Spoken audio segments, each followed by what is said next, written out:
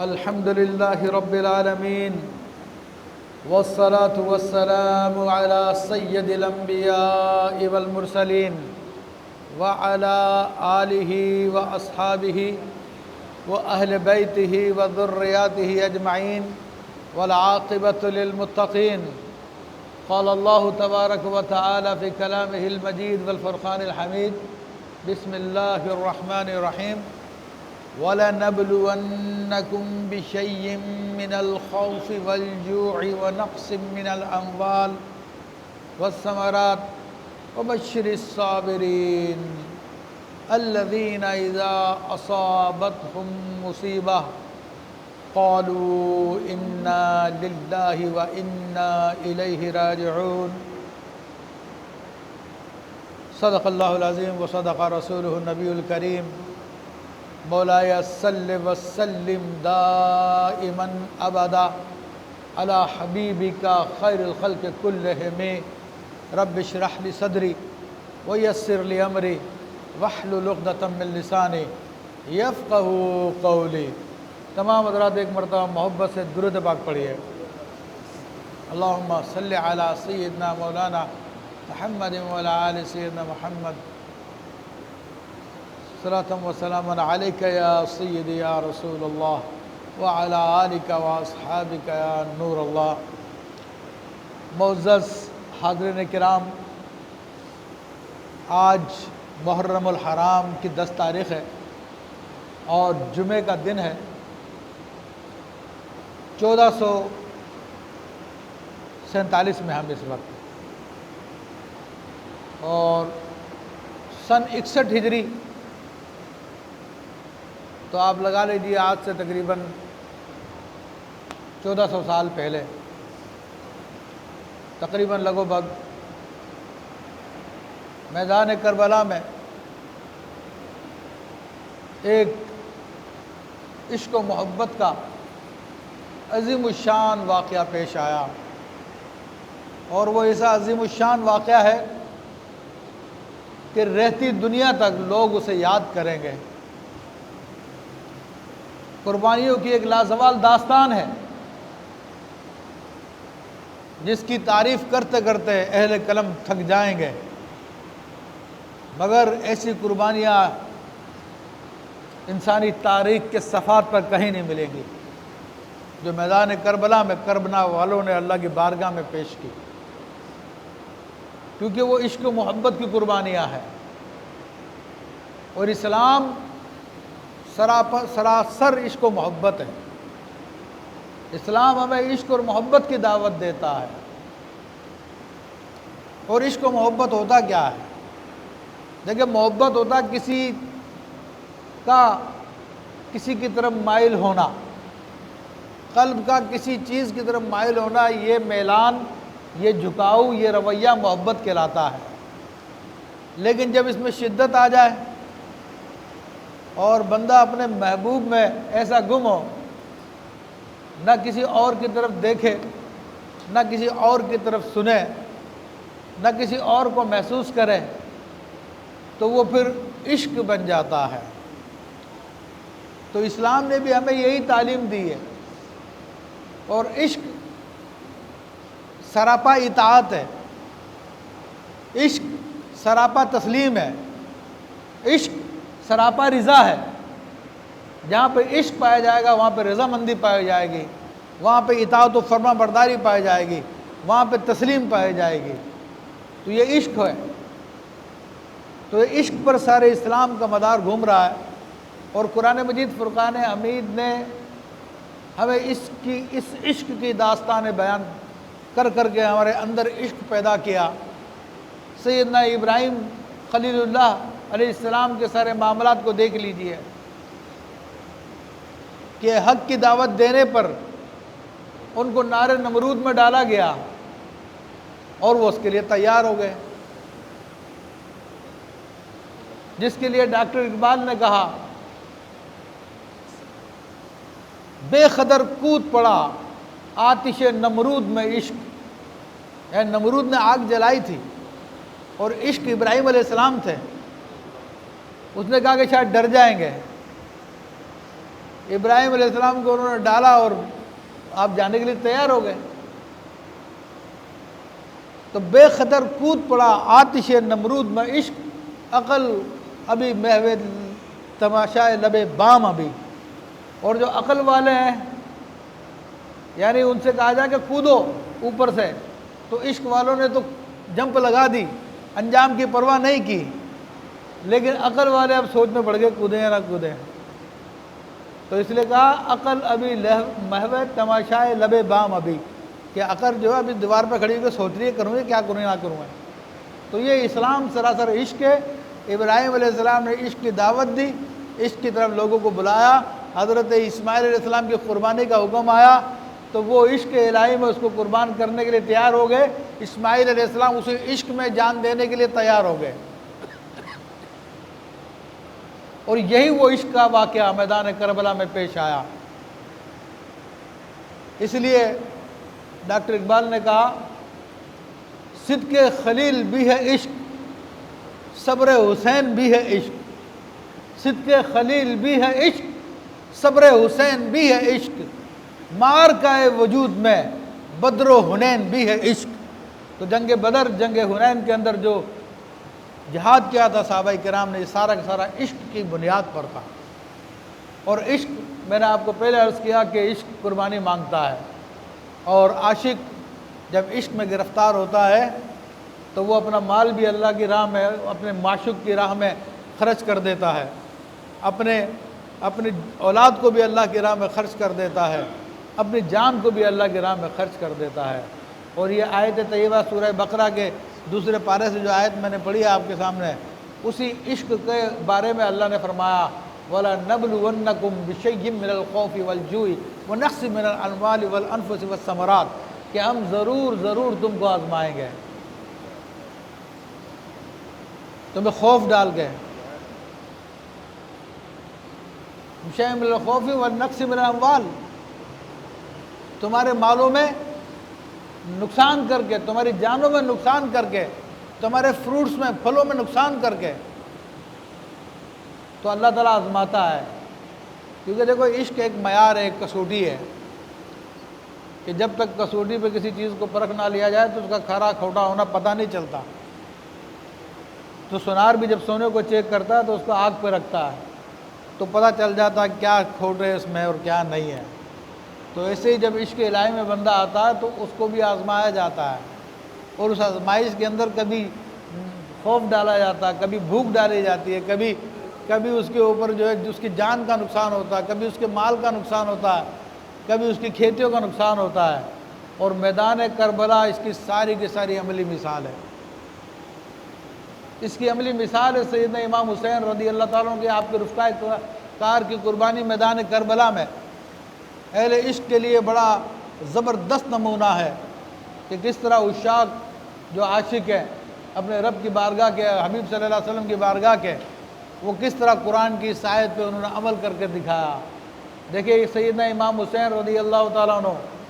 جب مکہ معظمہ سے نکلے، بلکہ مدینہ منورہ سے نکلے، اور مدینہ منورہ سے نکلنے کی وجہ کیا تھی کہ یزید پلید کے گورنر نے آپ سے کہا تھا کہ بیعت کر لیں، آپ ووٹ دے دیں یزید کو،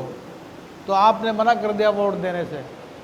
اور پھر آپ راتوں رات اپنے اہل خانہ کو لے کر مدینہ منورہ سے نکل آئے۔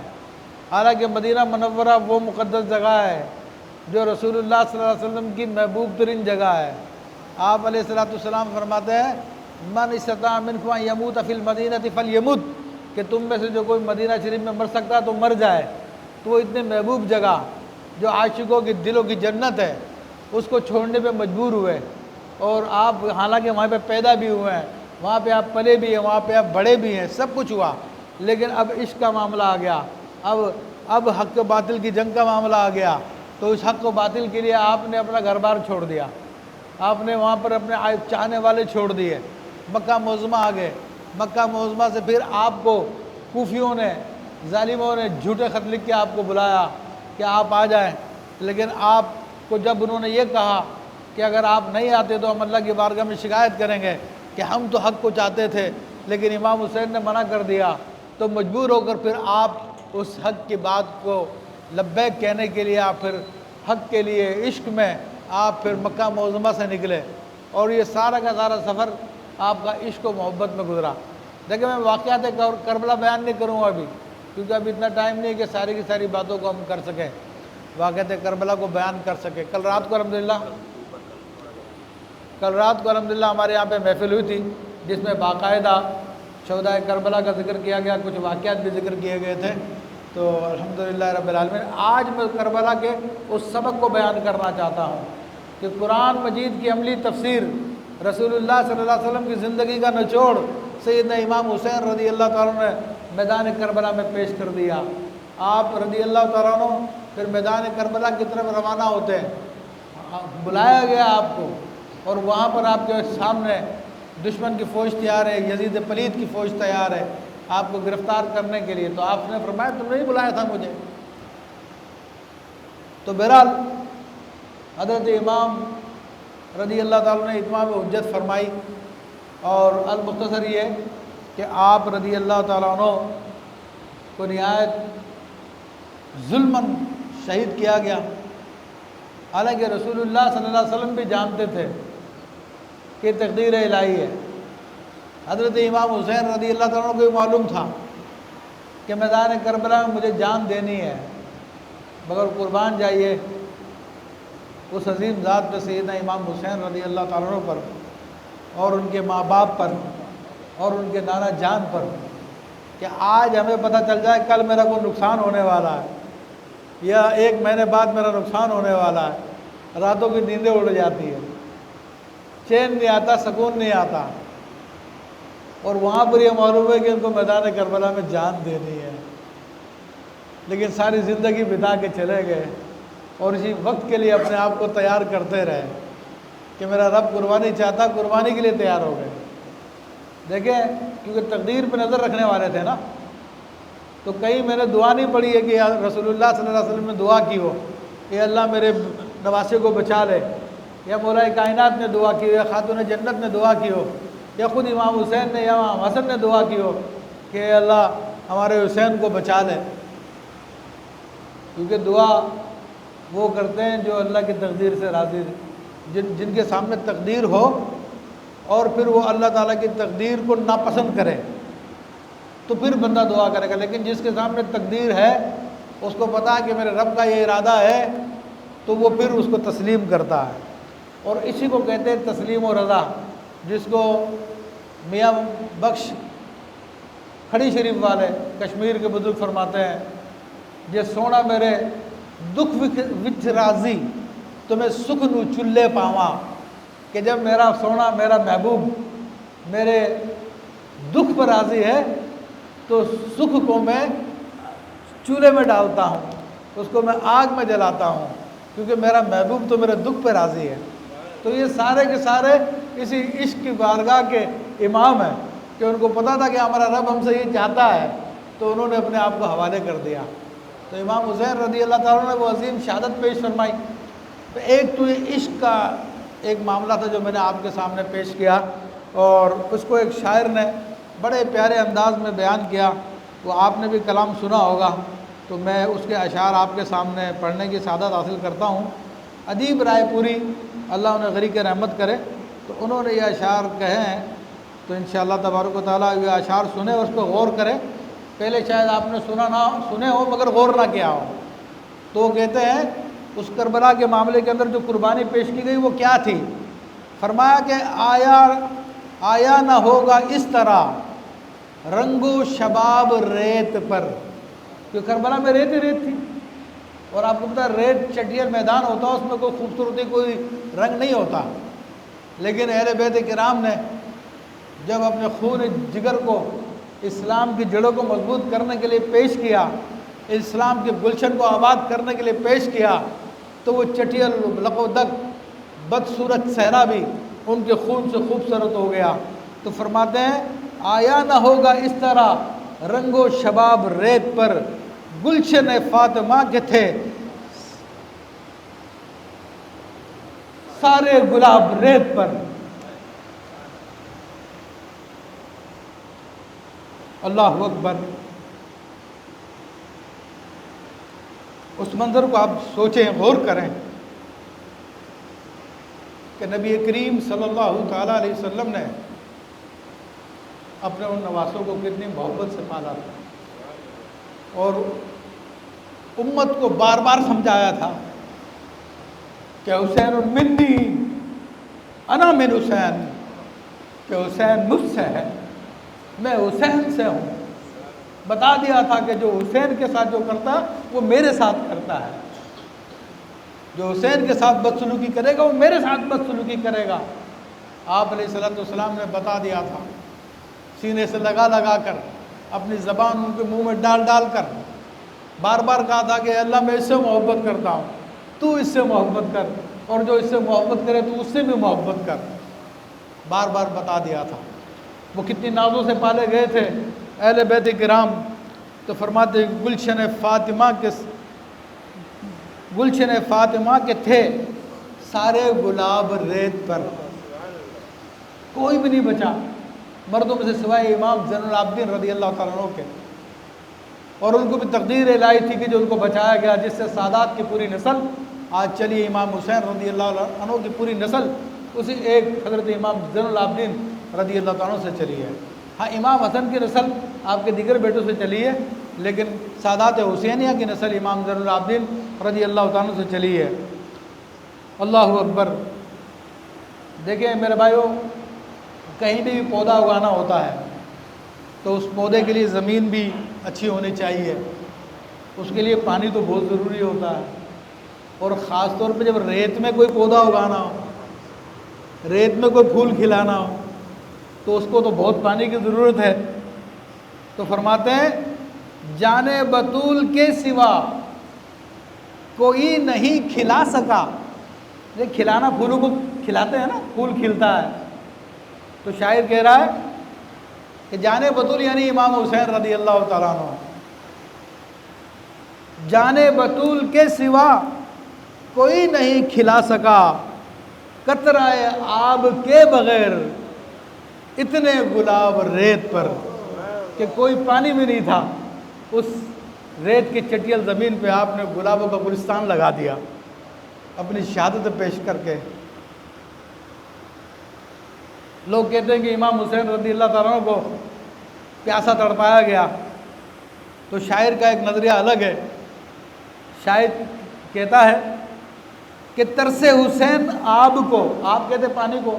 یعنی حسین علیہ السلام کیا پانی کو ترسے تھے؟ ترس حسین آب کو میں جو کہوں تو بے ادب،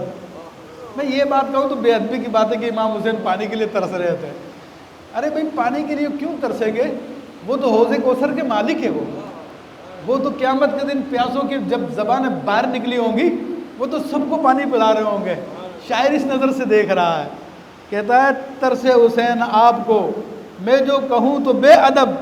لمس لب حسین کو ترسا ہے آب ریت پر۔ لیکن حقیقت یہ ہے کہ وہ جو دریا فرات کا پانی تھا وہ ترس رہا تھا، وہ تڑپ رہا تھا، کسی طرح سے میں حسین کے ان مقدس لبوں کو لگ جاؤں جس کو رسول اللہ صلی اللہ علیہ وسلم نے چوما ہے۔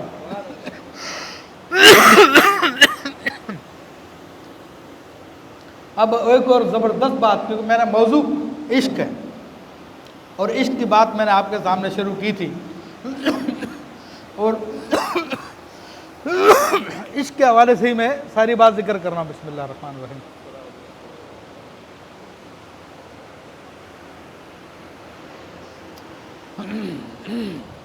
فرماتے ہیں کیونکہ عشق قربانی مانگتا ہے۔ اب عشق میں کیا کیا لٹانا چاہیے اور کیا کیا بچانا چاہیے، یہ کون بتائے گا ہمیں؟ کہاں سے پتہ چلے گا؟ فرمایا کہ وہ بھی امام حسین ہی بتائیں گے۔ فرمایا کہ عشق میں کیا لٹائی ہے، عشق میں کیا بچائی ہے، عشق میں کیا لٹائی ہے، عشق میں کیا بچائی ہے، آل نبی نے لکھ دیا سارا نصاب ریت پر۔ تو آل نبی علیہ السلام نے ریت پہ لکھ دیا ہے کہ بھائی عشق میں کیا بچانا اور کیا لٹانا ہے۔ انہوں نے لکھ دیا نصاب کہ عشق میں کچھ نہیں بچانا، نہ اپنا مال، نہ اپنی جان، نہ اپنی عزت، نہ اپنی اولاد، سب کے سب عشق میں قربان کر دیا جائے۔ کہ عشق میں کیا لٹائی ہے، عشق میں کیا بچائی ہے۔ آل نبی نے لکھ دیا سارا نصاب ریت پر، اور پھر ریت کی اہمیت بیان کرتے ہوئے کہتے ہیں لذت سوزش بلال، حضرت بلال رضی اللہ تعالیٰ عنہ کو بھی مکہ کی تپتی ریت پر ننگی پشت لٹا کر آپ کو لٹایا جاتا تھا، اوپر بڑے بڑے پتھر رکھ دیے جاتے تھے، تو ان کی قربانی بھی ریت ہی پر ہے۔ کہ لذت سوزش بلال شوق شہادت حسین، جس نے لیا یوں ہی لیا، جس نے لیا یوں ہی لیا اپنا خطاب ریت سے، کہ ریت پہ قربانیاں دے کر جو ہے خطاب حاصل کیا اللہ کی بارگاہ سے، اللہ کے حبیب صلی اللہ علیہ وسلم کی بارگاہ سے۔ اور ایک اور زبردست بات، کیونکہ عشق، میں نے آپ کو پہلے کہا کہ عشق سوال کرتا، عشق تقاضا کرتا ہے، اور عشق کچھ نہیں چھوڑتا باقی ظاہری اعتبار سے، لیکن عشق پھر ہمیشہ کے لیے امر بھی کر دیتا ہے۔ عشق آپ کا ظاہر لے کر اس کو ہمیشہ کے لیے امر کر دیتا ہے۔ آپ دیکھیے کہ یزید اور اس کی فوج عقل والے تھے، وہ عقل پہ عمل کرنے والے تھے، انہوں نے ظاہری طور پر دنیا کا مال حاصل کر لیا، انہوں نے ظاہری طور پر کامیابی حاصل کر لی، لیکن آج امت مسلمہ میں کوئی ایسا کوئی شخص پایا جاتا ہے کہ جس کو یزید کا رشتہ دار ہونے پہ فخر ہو، جو یزید کی اولاد ہونا کہلائے، بلکہ ہمارے یہاں پہ یزید گالی ہے، لیکن اس کے مقابلے میں جس نے جان دے دی تھی، جس نے سب کچھ لٹا دیا تھا، آج ہر شخص اپنی نسبت امام حسین سے جوڑتا ہے، ہر شخص اپنے آپ کو امام حسین کا غلام قرار دیتا ہے۔ تو فرماتے ہیں جتنے سوال عشق نے آل رسول سے کیے، جتنے سوال عشق نے آل رسول سے کیے، ایک سے بڑھ کر ایک دیا سب نے جواب ریت پر، تو ان سب نے جواب دے دیا۔ دیکھیں عشق نے کیا کیا سوال کیے تھے۔ عشق نے کہا تم پیاسے ہو جاؤ، اگر تمہیں عشق سلامت ہے تو 3 دن کی پیاس برداشت کر لی، ورنہ کہنے کو کہتے کہ ہم تمہاری بات مان لیتے ہیں، ہمیں پانی دے دو تو پانی مل جاتا، لیکن عشق نے منع کیا کہ وہ چاہیے تو پھر پانی کو چھوڑ دو۔ بھوکے تھے، کھانے کے لیے نہیں تھا، عشق نے سوال کیا، بھوک کو برداشت کر لیا۔ عشق نے سوال کیا اپنے بچوں کو ذبح کروا دو، تو آپ کے سامنے ایک ایک کر کر آپ کے بچے ذبح ہوتے رہے، معصوم بچے بھی آپ کے سامنے ذبح کیے گئے۔ آپ دیکھتے رہے، عشق کے سارے سوال تھے یہ، اور عشق کے ان سوالوں کے آپ جواب دیتے رہے۔ نہ صرف آپ نے امام حسین رضی اللہ تعالیٰ نے جواب دیا، بلکہ آپ کے رفقائے کار نے بھی جواب دیا، آپ کے بچوں نے جواب دیا، آپ کی گھر کی عورتوں نے جواب دیا، کیونکہ جب امام حسین رضی اللہ تعالیٰ عنہ میدان کربلا میں جانے لگے تو حضرت زینب رضی اللہ تعالیٰ عنہ نے ہاتھ پکڑ لیا اور کہا کہ نہیں میرے بھائی، میرے بیٹے بھی سلامت ہیں، میں اپنے بیٹوں کو بھیجوں گی۔ آپ نے منع کیا، لیکن وہ نہیں مانی اور کہنے لگی کل میں قیامت کے دن رسول اللہ کو کیا منہ دکھاؤں گی، کل میں سیدہ کائنات کو کیا منہ دکھاؤں گی کہ حسین شہید کیے جاتے رہے اور تم نے اپنے بچے بچا لیے۔ اسی طرح جب امام حسین کے بیٹے نکلے تو امام حسین نے منع کیا کہ میں جاتا ہوں، تو حضرت شاہر بانو رضی اللہ تعالیٰ آپ کے قدموں میں گر گئیں، انہوں نے بھی یہی جواب دیا کہ حضور قیامت کے دن میں کیا منہ دکھاؤں گی کہ اپنے بچے بچا لیے اور رسول اللہ صلی اللہ علیہ وسلم کے نواسے کو شہید کرا دیا۔ تو سب عاشقوں نے جواب دیا، تو اس کو کہا شاعر نے جتنے سوال عشق نے آل رسول سے کیے، ایک سے بڑھ کر ایک دیا سب نے جواب ریت پر۔ اور آخر میں سارا خلاصہ، سارا نتیجہ بیان کرتے ہیں اور فرماتے ہیں کہ آل نبی کا کام تھا، آل نبی ہی کر گئے۔ دیکھو میرے بھائی، یہ عظیم قربانیاں ہوتی ہیں اور یہ ہر ایک کے حصے میں نہیں آتی۔ دیکھو دیگر لوگوں کے حصے میں بھی آتی ہے لیکن وہ کم درجے کی ہوتی ہیں، لیکن اتنی اعلیٰ درجے کی قربانی کہ جس میں کچھ بھی نہ بچایا جائے، سب کچھ قربان کر دیا جائے، اپنی جان سے بھی آدمی ہاتھ دھو بیٹھے، ایسی عظیم قربانی۔ تو اس کو کہا کہ آل نبی کا کام تھا، آل نبی ہی کر گئے۔ کوئی نہ لکھ سکا ادیب ایسی کتاب ریت پر۔ تو میرے بھائیوں، یہ اہل بیت کرام کا احسان ہے اس امت پر کہ انہوں نے اسلام کو بچایا، اسلام کے لیے قربانیاں دی۔ اس لیے شاعر معین الدین چشتی نے بڑی سچی بات کہی اور کہا کہ شاہ ہست حسین، بادشاہ ہست حسین، دین ہست حسین، دین پناہ ہست حسین۔ یعنی حسین دین بھی ہے اور دین کی پناہ گاہ بھی ہے۔ سرداد نداد در دست یزید، سر دے دیا مگر ہاتھ نہیں دیا، اس کی بیعت نہیں کی، اس کو ووٹ نہیں دیا۔ سرداد نداد در دست یزید، حقہ کے بنائے لا ہست حسین، لیکن حق یہ ہے کہ لا الہ کی بنیاد میں حسین رضی اللہ تعالیٰ عنہ ہے، کیونکہ اس وقت دین میں تبدیلی آ جاتی اگر امام حسین اس سے آپ اس میں نرمی اختیار کر لیتے ہیں۔ تو میرے بھائیوں، اہل بیت کرام کو پہچانیں، سادات کرام کا ادب کریں اور ان کو اللہ کی نعمت شمار کریں کہ آج ہمارے درمیان میں سادات کرام ہیں تو ٹھیک ہے، وہ ہمارے جیسے ہوتے ہیں، ہماری عادتوں کے ہوتے ہیں، بعض اوقات بہت بگڑے ہوئے بھی ہوتے ہیں،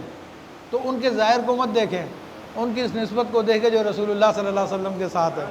ان کی اس نسبت کو دیکھیں جو امام حسین کے ساتھ ہے، جو سادات کرام کے ساتھ ان کی نسبت کو دیکھیں۔ ہاں، جس کا عقیدہ خراب ہو جائے، جو بد مذہب ہو جائے، اس کی ایک الگ بات ہے، کیونکہ اس کے بارے میں تو فرمایا، نوح علیہ السلام نے جو اپنے بیٹے کی سفارش کی، اے میرے رب میرے بیٹے کو بچا لے، تو فرمایا کہ یا نوح انہ لیس من اہلک، اے نوح علیہ السلام وہ تمہارے اہل میں سے نہیں ہے کیونکہ اس کا عقیدہ تبدیل ہو گیا ہے۔ تو جو سادات کرام سنی ہے تو ان کو ظاہر کو مت دیکھیں، ان کا ادب و احترام کریں، ان سے پیار کریں اور یہ جانیں کہ یہ رسول اللہ صلی اللہ علیہ وسلم کی نشانی ہمارے درمیان میں موجود ہے۔ یزید والا رویہ اختیار نہ کریں